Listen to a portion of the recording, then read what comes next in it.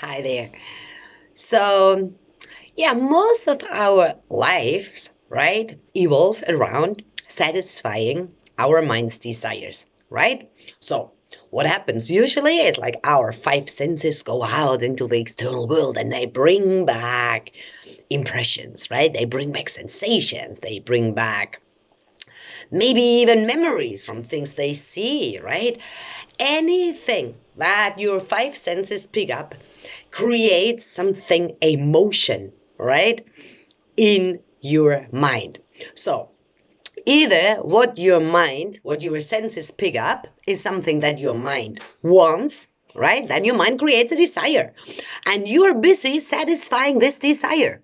If you can satisfy your mind's desire, you enjoy a moment of temporary pleasantness, contentment, happiness, joy, satisfaction, right? Or pride, or self esteem. But if your senses bring in some impressions that your mind doesn't like, right? Then your mind tries to avoid that, to stay away from that, right? And it pushes you, right, to create a resistance to what is, right? And then if you can avoid that, if you can get away from it, or if you can change that situation your mind doesn't like, again, you enjoy a moment of contentment or joy or relief. But if you can't, and certain things simply can't be changed, right? But your mind doesn't accept that, then you feel sad or you feel depressed or you feel anxious because you feel, why can't I change this? Why does it have to be like that? Right? Or you feel simply not good enough. You feel like, well, I can't get this. I simply can't give my mind what it wants, right? I simply can't make the external world according to my mind's wishes and desires and beliefs how it should be. Then you feel powerless, or you simply feel like you're not good enough, right? Or you're not loved, right? Or whatever. So see how all your life, depends on how your mind feels and if you can satisfy your mind's desires or not, right? And then if all your life, your inner state, your well-being, right, your quality of life depends on external circumstances and on your mind's attitude, right? Then you feel totally out of control, right? You feel powerless, right? And this is why you have to understand you are not that body and you are not the mind. And if you've been following me for a while, then I'm sure you have tried to simply sit down and observe.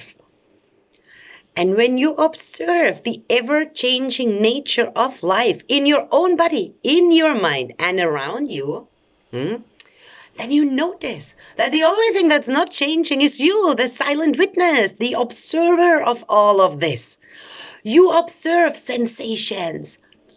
You say, there is the smell of coffee. You observe that your body feels cold. You observe that your body feels hungry. You observe that the weather is changing. You are simply observing, right? But your position and your state of being an observer is never influenced by anything that happens, right? You observe if your mind is happy. You observe if your mind is sad. But you're always the same, right? So don't take your mind and your body for yourself. It's not you, right? You are a soul making a human experience. You are consciousness. You are energy. You have manifested in this lifetime, in this body, as a human being. And your mind and your body are your instruments. So you have to learn. You have to understand how your instruments work and how to operate your own mind from within, right? You know how to operate your body, right? Your physical body, you have to feed it. And if you eat healthy food, you feel active and energetic and probably better than if you eat unhealthy food, right? Everything in life has a consequence. And you know that you're an intelligent being, right? Nobody has to tell you that, right? You know what to do with your physical body, right? But we can also work on our energy body, right? Because we also want our energy body to be in balance, because everything in life is interconnected, even if in your own being, right? Your physical body is connected to your mind, right? And your physical body and your mind are connected to the energy that flows in your body, right? So we have to work on different layers of our being to create an overall feeling of balance. But the most important part, where we have to take responsibility for, is the human mind, right? You have to remember that. In the same way you can observe what is happening, you can also choose what's happening in your mind, right? You can tell your mind how to respond to certain impressions, certain sensations, right? It doesn't mean, you smell coffee, your mind smells, smells coffee, the information goes into your mind, and immediately, just because your mind likes coffee, you have to get up and get a coffee. Or otherwise you can't enjoy the rest of the day. It's not like this. You're not dependent on your mind's ideas, desires, or external circumstances, because you, the soul, that which manifests, that which inhabits this human being, you are fine. That's your nature. Your nature is unchangeable, right? You are an energy of unconditional knowledge, wisdom, peace, joy, right? And this is something you can experience when you meditate, when meditation happens. This opens a gateway, right? You are meeting your true self, or others might call it, you meet God, you meet your divine spirit, you meet who you truly are. You remember, it's not that you meet yourself because you're only one, you're not two, but you feel truly who you are. You move beyond body and mind. It's like you're not looking with your physical eye at life and at these different forms of life, like human beings, plants, animals, trees, rivers, stones, sun, moon, planets. No. When you meditate, you look with your third eye and you go beyond the perception of the five senses, right? And you see the interconnectedness of all life, and you see and you feel that there is an underlying energy which you are part of that animates all of life, right? And once you feel that, you gain freedom, unconditional freedom, because once you see this and you feel that, and it's really hard to describe in words, because once you feel that, you'll know why, right? It's something that is like a different dimension of life, right? It's something that is like an experience beyond your mind's capacities. So it's difficult to put it in words, huh? But once you get this feeling, even if you just get a glance of it, right? You know that you're not the body and the mind, and then you're free. That is total freedom, because then you know that it doesn't matter if you satisfy your mind's desires or not. It doesn't matter if your mind is upset, or if your mind is depressed, or if your mind feels like a victim. It doesn't matter, because you remember who you are and you know that you're not the mind. So whatever happens in the mind doesn't really affect you. You observe it, but it's not you, right? So this is why you want to create this pleasant atmosphere in your body with this little bit of movement and some breathing exercise and healthy nutrition. And you want to create, like a balance in your energy system, also with some breathing exercises, or with simply being connected to nature and the five elements of life, which every form of life is made of, right? And you want to create a pleasant atmosphere in your mind by focusing on things you're grateful for, by focusing on things that you have achieved, by focusing on things that are good, by focusing on the present moment, and the very fact that you are simply being alive and that this being is breathing, right?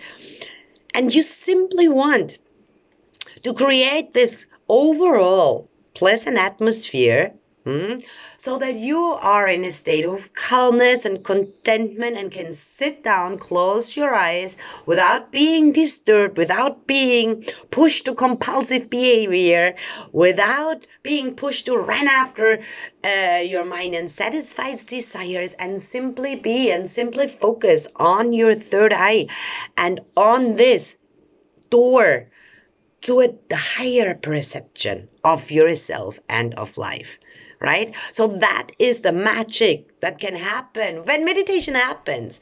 But we have to prepare the environment, we have to prepare our body, we have to prepare, set the foundation, right? Prepare our mind. And this is what all spiritual practice is about, right? And as I always say, you don't have to step on a yoga mat and do every day an hour of yoga practice. No, you can simply, you're intelligent, you know what to do, you know what is good and what is bad for your body, right? You know that too much sugar is bad. You know that eating animals, brings like a negative energy into your body, because this animal you're eating, has suffered so much before it became your sausage or your steak or whatever, right? So you don't want to put this energy into your body, right? Or, you feel it when you're talking to a very negative person and this person is like only complaining and you feel down.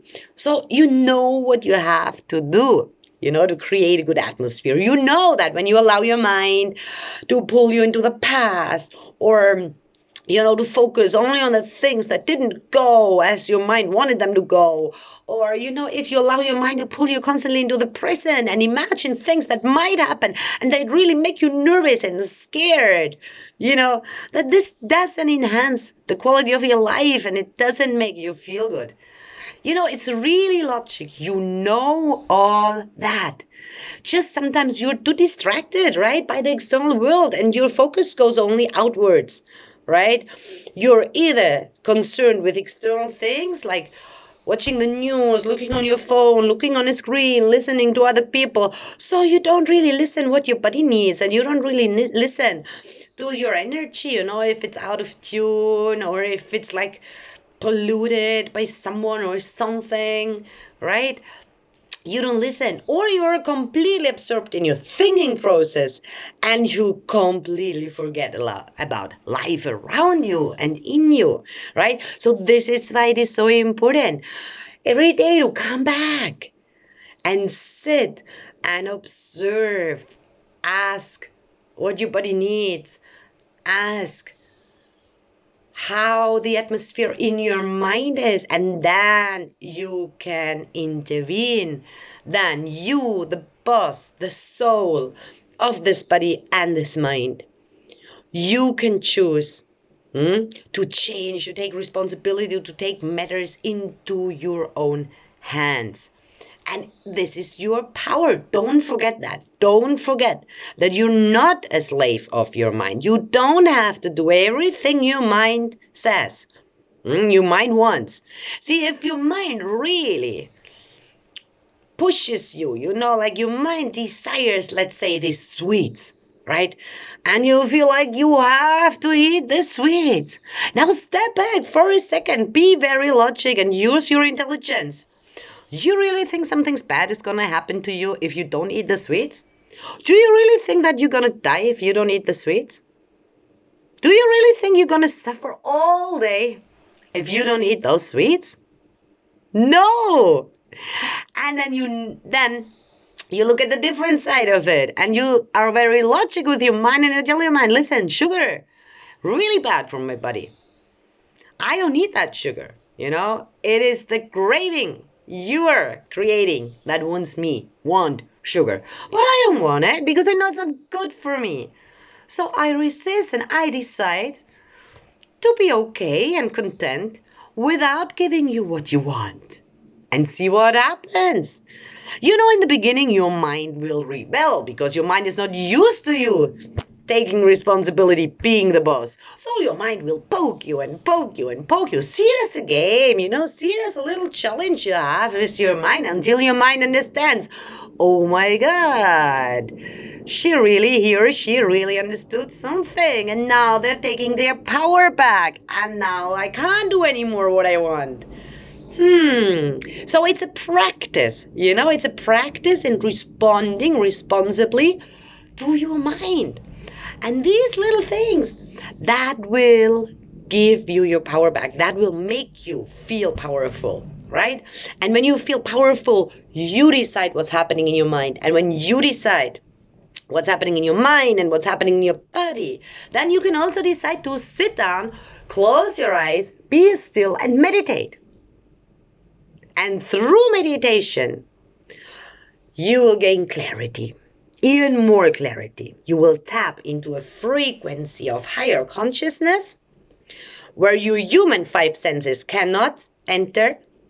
You enter into this source of higher consciousness, of higher intelligence, and remember that that's where you are from. You are a tiny little drop from this frequency of consciousness who has manifested as a human being.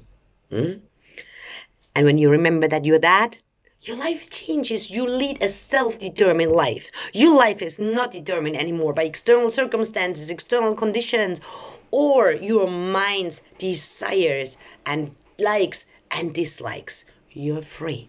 And when you're free, you are joyful. And when you're joyful, you make other people around you joyful, right?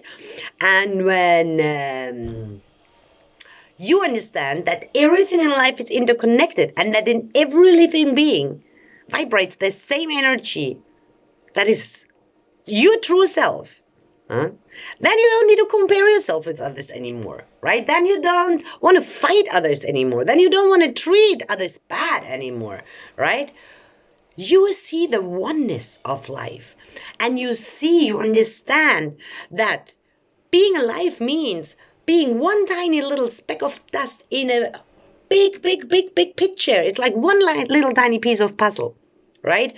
And that everything in this life works together, that life doesn't have to work for me, or life doesn't work against me, right? I'm just a simple little tiny piece of life as this human being. And my only role is to play my role as a human being and, contribute to the joy, the beauty of life, instead of trying to fight against it and to destroy it and to exploit the very life, the very planet we need to survive, right? So use your innate intelligence, tap into this source of your innate intelligence and gain clarity and understand what life is about. And remember, then you know that you can decide how you want to live your life. You don't have to live a life what other people preach you. That's right. No, you make up your own ideas. You know what you need. You know what you want. You know what is good for you and what you really need in life, right? And you understand all the bullshit, maybe, advertisements and big companies are telling you, it becomes all clear. And this is how you feel really powerful and content when you know that you're leading a self-determined life. And even if you can't get everything your mind wants in life, you still choose how to respond to what is happening in life. You choose what meaning you give to life events. You choose what meaning you give to your past. You choose what meaning you give to what other people tell you, right? And you can always choose a meaning that creates a good emotion. And that is how you create the quality of your life. So sit every single day.